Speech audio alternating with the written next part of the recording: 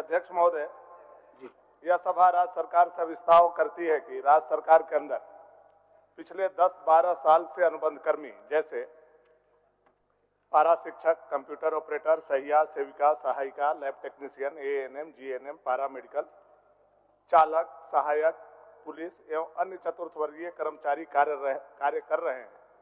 ये सरकार के उन्नति में अपनी महती भूमिका निभा रहे हैं।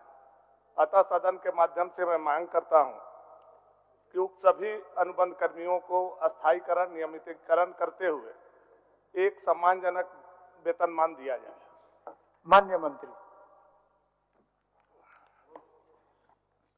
जवाब में सब सारी बातें सम्मिलित किया गया है और संविदा आधारित पदों पर कार्यरत अनुबंध कर्मी स्थायीकरण, नियमीकरण के संबंध में कोई प्रावधान कार्मिक प्रशासनिक सुधार तथा राजभाषा विघटन नहीं है, जवाब में दिया गया है। महोदय, मैं समय को भी समझ रहा हूं और आसन की मजबूरी को भी समझ रहा हूं। राज्य के हर विभाग, अगर उसका कोई रीढ़ है, कोई नीचे स्तर पर काम कर रहा है, तो वो सारे काम आज अनुबंध कर्मियों के द्वारा महोदय हो रहे हैं। यानी उनको अगर हटा दिया जाए तो राज्य सरकार का जो काम है वो बाधित हो जाएगा, विकास जो है वो रुक जाएगा। और ये तमाम आप उठा करके देखिए, एक अलग अलग विभाग का है महोदय, लेकिन पारा शिक्षक को हटा दे तो शिक्षा व्यवस्था चौपट हो जाएगी। एएनएम, जीएनएम और लैब टेक्नीशियन जैसे लोगों को, सहिया को हटा दे, स्वास्थ्य व्यवस्था चरमरा जाएगी। उसी तरह से हर विभाग में अनुबंध कर्मी है। हमारी आवश्यकता है सिस्टम को चलाने के लिए, और हम उनको ले रहे हैं, उनको उपयोग कर रहे हैं, उनसे काम ले रहे हैं और इस राज्य का विकास में वो हमारा हाथ बटा रहे हैं। महोदय, बड़ी ही विनम्रता से सरकार से मेरा आग्रह है कि क्या हम शिक्षित बेरोजगार युवक और युवती को उनके ऊर्जा को नींबू के तरह, उनकी युवापन को और शिक्षा को निचोड़ने का केवल काम कर रहे हैं। अगर उनका भविष्य अंधकार में रहेगा, वो 60 साल कार्य करेंगे नहीं करेंगे, उनके भविष्य में क्या होगा नहीं होगा, वो सर्वस्व निछावर करके सरकार के विकास में अपना हाथ बटा रहे हैं। और उनके अस्थायी के लिए, उनके नियमितीकरण के लिए, उनके वेतनमान के लिए अगर सरकार चिंता नहीं करेगी तो कौन चिंता करेगा? महोदय, मैं इसलिए इस बात को कह रहा हूं कि ये जो सरकार बनी है, अभी स्थापित है, इनके घोषणा पत्र भी मैं लेकर के आया हूं। अगर आसन का समय जाया नहीं हो तो 2 मिनट का उत्तर ले लीजिए महोदय। मैं प्रश्न का उत्तर ही ले, मैं रख दे रहा हूं महोदय, देख लिया जाए महोदय। ये जेएमएम का घोषणा पत्र का पेज संख्या 19 है। इसमें लिखा हुआ है, पूरा का पूरा अनुबंध कर्मियों के लिए ही लिखा हुआ है महोदय। अनुबंध पर नियुक्ति व्यवस्था को समाप्त कर अस्थायी नियुक्ति के माध्यम से नौकरी दी जाएगी। साथ ही नियुक्ति अनुबंध कर्मियों की सेवा विहित प्रक्रिया के तहत नियमित की जाएगी। मैं आपका ही मांग कर रहा हूं, मैं आपको सपोर्ट कर रहा हूं। आपको फिर चुनाव में जाना है, सुन लिया जाए दादा, सुन लिया जाए, आपको फिर चुनाव में जाना है। आप अंतिम समय में हैं, या यूं कहें कि हेमंत सोरेन पार्ट 1 के बाद पार्ट 2 अंतिम सांस ले रहा है। आप इसको कर दीजिए, आपकी वाहवाही होगी, हम लोग को क्या श्रेय मिलेगा? वाहवाही तो आप ही को मिलने वाली है। माननीय आप कर दीजिए इसको। माननीय मंत्री जी जवाब। महोदय, माननीय सदस्य भानु जी ने जो घर कर ये संकल्प लाया है और उन्होंने लिखा है कि 10 साल 12 साल अनुभव कर्मी, उसको नियमितीकरण किया जाएगा। अनुबंध पर कर्मी जो बहाली हुआ हेमंत जी की सरकार से बहुत पहले, और निश्चित तौर पर भानु जी का जो आज नियमित करने के लिए जो बात को रखा गया, ये बात हमारे पूर्व मुख्यमंत्री हेमंत सोरेन जी के साथ हम लोग का एक कैबिनेट में वार्ता भी हुई थी। उस दिशा में हम लोग कुछ आगे बढ़े थे। अभी वही चीज जानकारी हम कर रहे थे जो हम लोग जब बढ़े थे उसके बाद क्या हुआ।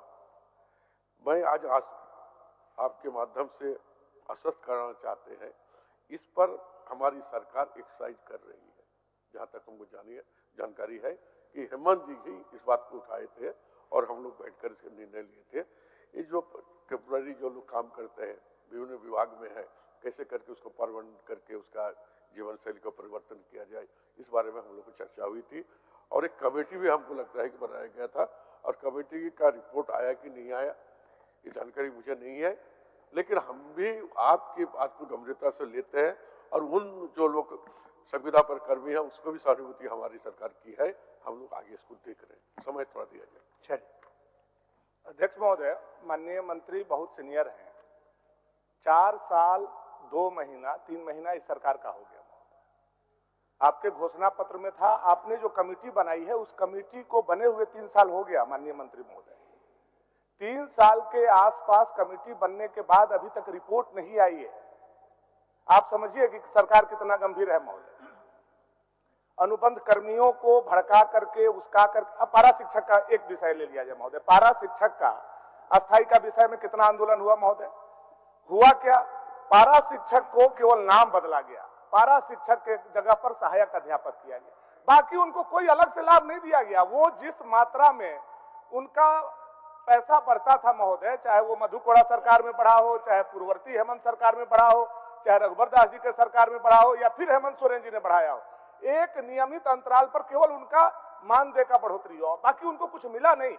एक कोष का गठन किया गया, वो कोष भी नहीं मिला महोदय। पारा शिक्षक आज एक्सीडेंट में डेथ हो जा रहे हैं, उनका मुआवजा 1 रुपया नहीं मिल रहा है। ये अनुबंध कर्मियों के साथ स्थिति है।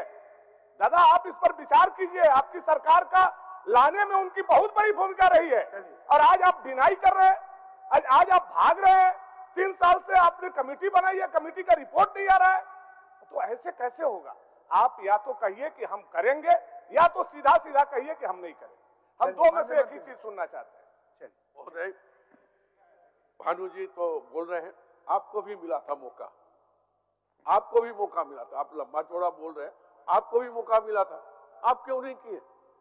हमने कहा कि हम दिखवा रहे हैं, सर्वेक्षण कर रहे हैं, हम कुछ करने जा रहे हैं, हम नतीजा पर पहुंचने जा रहे हैं। लंबा बात बोलने से होगा नहीं, आपको बराबर मौका मिलते रहा, आप कुछ किए नहीं। ना पैरा शिक्षक के बारे में किया, डंडा गोलियां पानी चलाने के काम किया, क्या बोलते हैं आप लोग? अरे कम से कम वो बात को चुकाइए, तो बढ़ाना नहीं चाहता। निश्चित तौर पर हमने कहा कि हम कमेटी बनाए, उसको हम दिखवा रहे हैं। मैं इस विषय को नहीं बढ़ाना चाहता।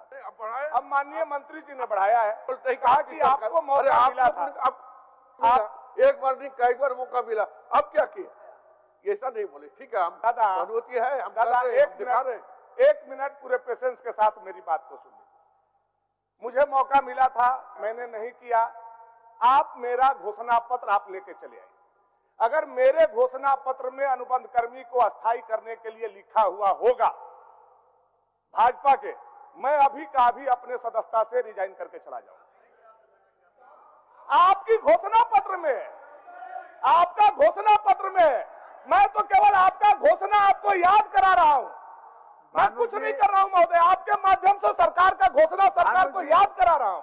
चलिए, जिस संविदा कर्मी के विषय में बात उठाए, क्या उसके समाधान के लिए आप आग्रह करिए। गैर संकल्प है, गैर संकल्प में आप संकल्प लाया है, आपको चिंता करना नहीं है। मंत्री जी का लीजिए जवाब। हाँ, वो राजनीति से थोड़ा दूर की विषय है आज का विषय। महोदय, ये विषय गांव और हर एक वर्ग से जुड़ा हुआ विषय है महोदय।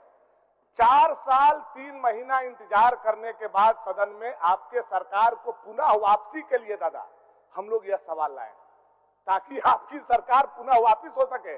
और अगर आप ऐसा नहीं करेंगे, आप अस्थायी नहीं करेंगे, उनके साथ चीट किया आपने, उनके साथ धोखा दिया, मैं इस सदन में ऑन रिकॉर्ड बोल रहा हूं, जीवन में आप इधर फिर आकर के इधर बैठना होगा, उधर का मुंह आपको नहीं देखना होगा। आप सुन लीजिए। महोदय, हमारी चिंता मत करने बोलिए, अपना चिंता कीजिए।